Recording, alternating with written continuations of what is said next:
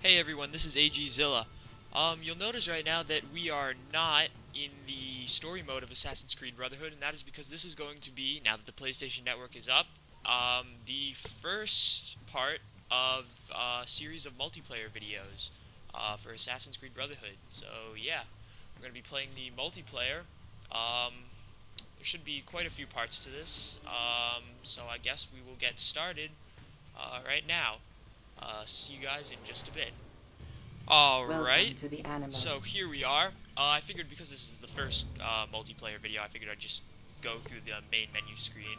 So we'll be playing a ranked match of Searching Wanted. for a That's what I program usually like to session. do. I haven't really been playing Advanced Wanted that much, just because I've been having trouble getting into the matches. It just doesn't happen as often as getting into regular Wanted, but I should convert over to Advanced Wanted soon enough.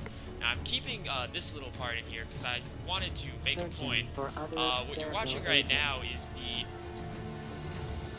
for lack of a better word, retarded loading system that Ubisoft put into this multiplayer game. They made a great multiplayer mode, an absolutely terrible loading screen.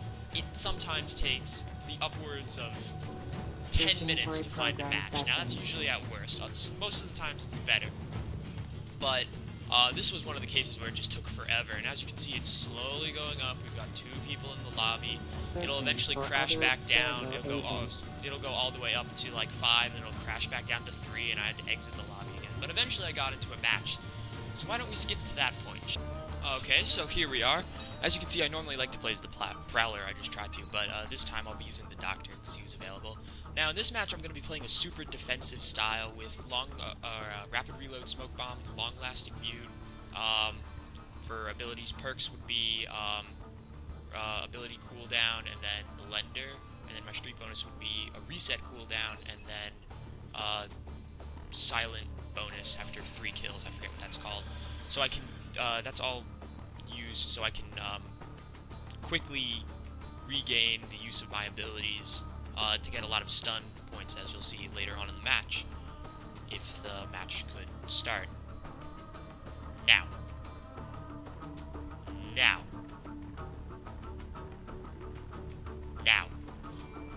Your objective is to Alright. assassinate assigned So, targets. right off the bat, I like to try to get a Avoid first other blood Templars. usually, but not at the expense of getting myself killed. So, I don't like to totally just sprint my way into trying to get a first blood.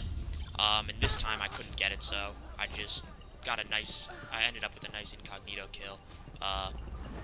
Even though I'm not in first and I don't have my first blood bonus to help get an extreme variety later on, that was still a pretty good start to the match. So I hear whispers, and I see that Heliquin just kind of wandering around, not really looking like an NPC, so I punch her lights out. And now I still hear whispers, so I'm just kind of walking around, maybe trying to see if I can bring my pursuer out of hiding. I see my target, and I stab him in the You neck. have taken the lead. Now this was really cool right here. I heard whispers, and I figured that right after I killed someone, I myself would be killed. So I threw a smoke bomb, and there my pursuer was, and I managed to get a stun off of him. So that gives me a streak bonus, and that puts me pretty far in the lead. I've now got a little more than a 1,000-point lead in this match, which means I can start to play a lot more defensively, hiding in a blend group and focusing on getting a lot more stuns at this point. That's not going to last the entire match. I'll actually fall down to like 2nd or 3rd place soon, but I do win this match.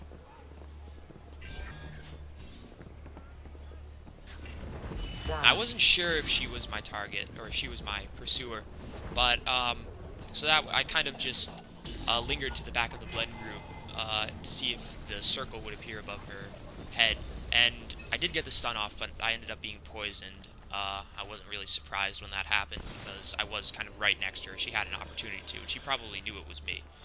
I was pretty lucky to get that stun off.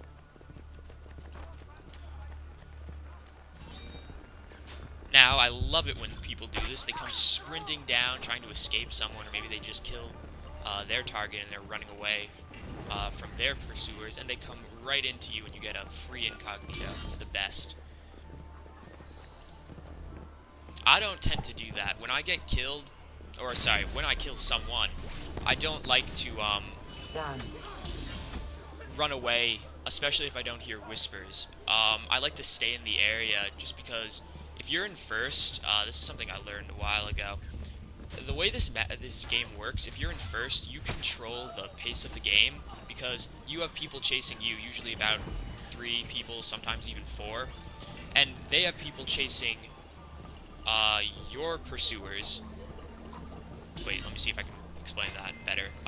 Your pursuers have their own people chasing them, which draws everyone around the area that you're at. So if you run away, you're not only moving away from where your targets are, or where your possible targets will be, because they'll probably be really close to you if you're in first, no matter where you are.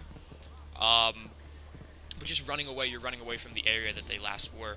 So I find it, you'll get more points just staying in the general vicinity of where you killed your last target. So I hear whispers again. I believed it would be that mercenary who just came around the corner, but, and it turns out I'm probably right. I went for a mute there. It didn't really work because I still haven't quite figured this out, but I think if your opponent is, essentially on, like, a different level than you are, meaning, like, height level, like if they're crouching or if they're slightly above you from, like, stairs or something, mute doesn't really work. That's a better time for smoke bomb, but I didn't have smoke bomb. I just realized my mute is actually a strong mute, not a long-lasting mute. Oh well. That means that, for those of you who don't know, I get a longer mute range, like the range of the ability is longer. Oh, so I thought that barber was my pursuer. It turns out he wasn't. I know this Heliquin is, though. I'm poisoned, I can tell right now. Because she was just barely on the fringe. But that's great. I probably was poisoned, and I was probably going to die from the poison, but instead I was killed, and that Heliquin definitely did not get as many points as she wanted now. So, halfway through the match, I'm slightly above 3,000 points. This is a pretty good game so far. That's a good score that you want to be at. That's where you want to be. Now I see this Prowler coming. He just kind of deviated away from the way an NPC would look. Kind of was walking diagonally into this area, so I knew instantly that he was my pursuer. Now I heard the whispers, and I had a feeling that someone was nearby. I just happened to check the barber first, but I was thinking more it was going to be the Heliquin that was right there. I'm not sure really who poisoned me there.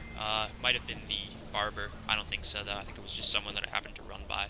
They got a nice poison off. And I fall into second place now. That's okay. When you are no longer in first place, you don't want to freak out in this game. If you start running around like a maniac trying to get as many kills as possible, you will not get back in first. You want to be patient in this game because the rhetoric that has been constantly repeated throughout all Assassin's Creed Brother matches is you want quality over quantity, and you can't get quality kills if you're running around trying to get a lot of them. It just doesn't work. Now, what you see, what I did right there with the barber is a little trick that can help a lot of you probably if you're struggling to get stuns. Even if your smoke bomb or mute or whatever doesn't hit, usually it's a smoke bomb. Even if it doesn't hit, you have taken the lead. Massacre. Who it's intended to hit, like the range, the blast radius doesn't end up stunning your opponent, they'll start walking away because they don't want to be hit with the smoke, and because they're walking and they're not ready to kill, they think, oh, that person's just going to stay in the smoke area, so I better walk away, and then when it's over, I'll go and kill them. They're not ready to kill you, which means if you quickly run up and try to stun them, you will almost always get that stun. Now right here, I get a focus kill by using an offensive smoke bomb, as opposed to defensively using it to stun, and that was because I realized that my lead was not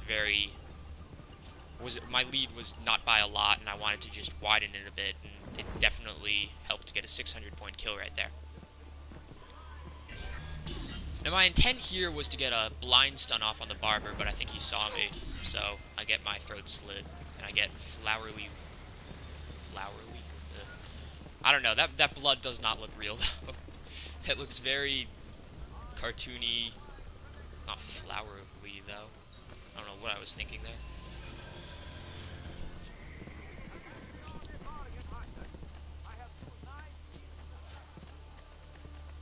So I don't hear any whispers right now. So, one person's chasing me, though. They're probably going to enter my vicinity in just a bit. I see the courtesan. She's walking the other way. I can't get a good lock on her because the lock system in this game is sometimes extremely frustrating, and I went for the complete wrong person. But at this point, I'm hearing whispers, and I'm on the defensive. Oh, I thought it was that mercenary over there. Turns out it wasn't. Generally, when you hear the whispers, it's a good indication that someone is nearby, but you're better off just swiveling the camera around, like in a 360, yeah, in a 360, to just basically see who's looking strange. I could have done a better job with that at that moment. Now, I know it's that courtesan who's going to kill me. I threw the smoke bomb a little too preemptively, though. See, we're playing at Sienna, and that happens to be one of my favorite maps. Just because, there's not a lot of ways that roof runners can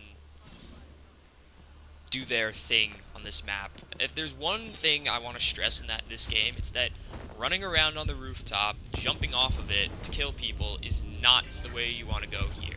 There's a difference, let me be clear here, there's a difference between getting a lot of kills and running around on the rooftop to get kills, because the idea generally is if they're running around on the rooftop, you'll get your kills a lot faster because the rooftop is much clearer and you don't have to worry about people on the ground.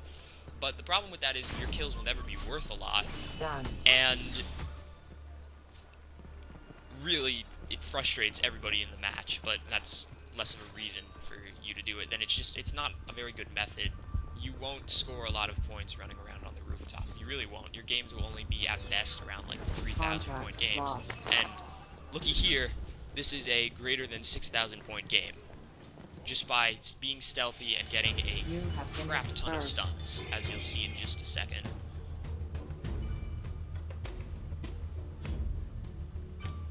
There, look at that.